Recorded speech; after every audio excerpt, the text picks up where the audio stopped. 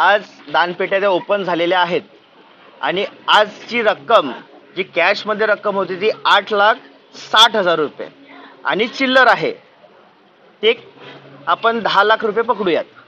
ही फक्त 4 महिन्याचा हा हिशोब आहे। 4 महिन्याची ही रक्कम लोकांसमोर ग्रामस्थांसमोर आलेली आहे। तर मागील 25 वर्षापासून जे पैसे जमा होत होते ते पैसे गेले कोणाकडे, ह्याचा हिशोब तिकडच्या ट्रस्टीने द्यावा। गावाकडचे रस्ते खराब आहेत, शाळा आहे, शाळांसाठी काय करत नाही, म्हणजे काहीच गावासाठी काहीच त्यांनी आजपर्यंत केलं नाहीये। महालक्ष्मी मंदिर ट्रस्टच्या विरोधात खानिवडे हेदवडे ग्रामस्थांनी केलेल्या आंदोलनास यश आलं आहे। 4 महिन्यातील दानपेटीत जमा झालेल्या रकमेनुसार गेल्या 25 वर्षात करोडो रुपयांचा हिशोब होतो। मग हे पैसे आहेत कुठे, त्याचा मंदिर ट्रस्टने हिशोब द्यावा अशी मागणी करून ग्रामस्थांनी गैरकारभार उघडकीस आणला आहे। मुंबई अहमदाबाद महामार्गावरील हेदवडे महालक्ष्मी मंदिराला मोठा इतिहास आहे। मंदिर बांधण्यासाठी ग्रामस्थांनी मोठे सहकार्य केले होते। ग्रामस्थ या मंदिरात सेवा देत आहेत असे असूनही महालक्ष्मी मंदिर विश्वस्त मंडळावर फक्त हाटे कुटुंबियांची मक्तेदारी दिसून येत असल्याचा ग्रामस्थांनी आरोप केला आहे। मंदिर ट्रस्टच्या विरोधात 6 जानेवारी रोजी खानिवडे हेदवडे ग्रामस्थांनी आंदोलन केलं होतं। यावेळी मंदिर ट्रस्टच्या गैरकारभाराबाबत अनेक प्रश्न ग्रामस्थांनी उपस्थित केले होते। ग्रामस्थांनी धर्मदाय आयुक्त यांच्याकडे याबाबत तक्रार केली होती। त्यानंतर कायदेशीररित्या दानपेटी सील करून मंदिरात बसवण्यात आली होती। 4 महिन्यानंतर गुरुवारी दानपेटीतील रकमेची मोजदाद करण्यात आली। धर्मदाय आयुक्त, पालघरचे अधिकारी व ग्रामस्थ यांच्या उपस्थितीत ही दानपेटी उघडण्यात आली। यावेळी खानिवडे ग्रामपंचायत सरपंच दिनेश परेड, उपसरपंच पूर्वा कुडू, ग्रामपंचायत सदस्य, जिजाऊ संघटना खानिवडे शाखा उपाध्यक्ष कुशल भोईर व इतर ग्रामस्थ यांच्या उपस्थितीमध्ये दानपेटीतील रकमेची मोजदाद करण्यात आली। यावेळी सुमारे 10 लाख रुपये दानपेटीत जमा झाले असल्याचे आढळून आले। 4 महिन्यात 10 लाख रुपये जमा होतात, मग 25 वर्षात किती पैसा जमा झाला असेल याचा हिशोब मंदिर ट्रस्टने द्यावा। मंदिर ट्रस्टच्या एकूणच कारभाराबाबत ग्रामस्थांनी तीव्र नाराजी नोंदवून या प्रकरणाची ईडी आणि इन्कम टॅक्स डिपार्टमेंट मार्फत चौकशी करावी अशी मागणी करण्यात आली। तुम्हाला जर परिचित असेलच, 6 जानेवारी रोजी आपण ह्याच मंदिराच्या पायथ्याशी एक आंदोलन छेडलं होतं। त्याच आंदोलनाला अनुसरून आपण धर्मदाय आयुक्तांकडून इकडच्या ज्या हुंडीतले जे पैसे पडायचे त्याच्यासाठी आपण दानपेट्यांचा बंदोबस्त केला। त्या दानपेट्या आपण 26 फेब्रुवारीला त्या दानपेट्या सील केल्या। त्याच्यानंतर दानपेट्या ओपन करण्यासाठी ग्रामपंचायतनी धर्मदाय आयुक्तांकडे वारंवार तक्रारी दाखल केल्या होत्या की त्या दानपेट्या ओपन झाल्या पाहिजेत, त्या पैशांची मोजदाद झाली पाहिजे। परंतु 17/5/2025 रोजी ग्रुप ग्रामपंचायत खानिवडे याने उपोषणाचा इशारा दिल्यानंतर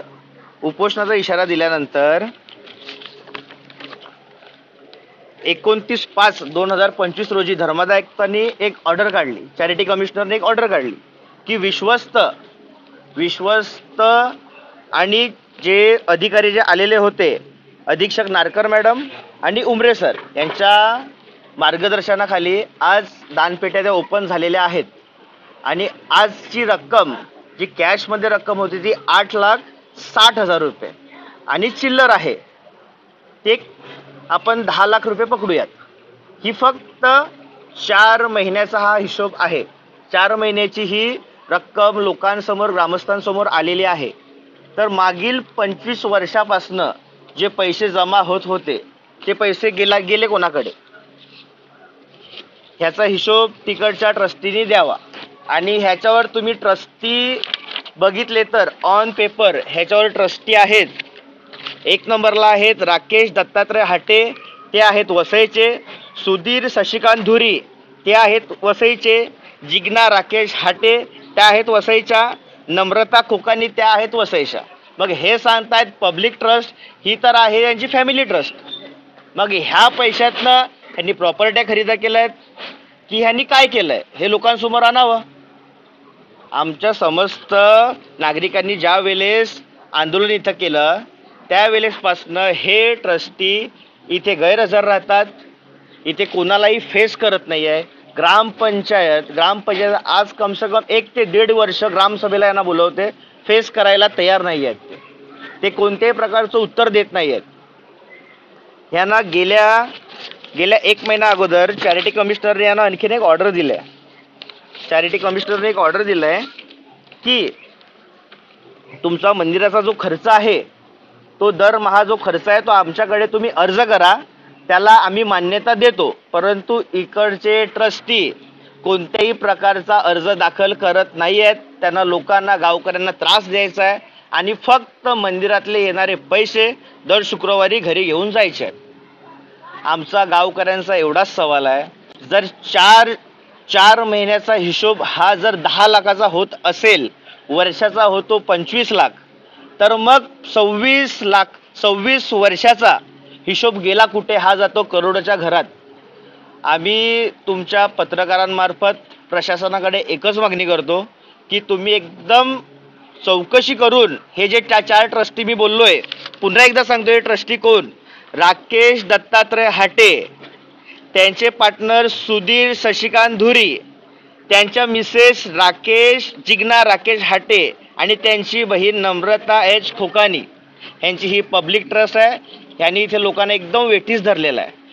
दुसरी गोष्ट म्हणजे हे वापरत असलेली गाडी MH48 BQ 0879 ही ट्रस्टीची आहे. ही लोक प्रायव्हेट कारणासाठी ही गाडी वापरत आहेत. ह्यांच्या विरोधात पालघरच्या कमिशनरनी 41A 41D ही कारवाई केलेली आहे.